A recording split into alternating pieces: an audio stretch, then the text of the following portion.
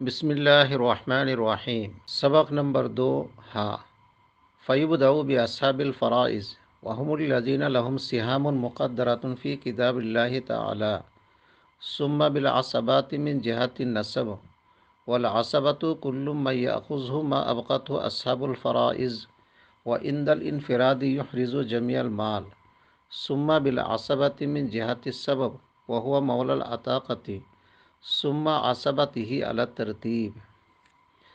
تقسیم الباقی کے 10 اصناف ہیں۔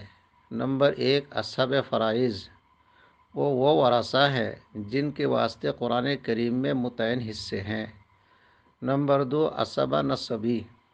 عصبہ کی تعریف: عصبہ ہر وہ شخص ہے جو اصحاب فرائض کا اپنا حصہ لے لینے کے بعد باقی ماندہ مال لے لیتا ہو اور تنہا ہونے کے وقت تمام مال لے لیتا ہو۔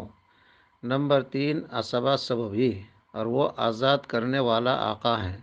نمبر 4، آزاد کرنے والا آقا کے عصبات مذکر ترتیب وار۔ والسلام علیکم ورحمۃ اللہ۔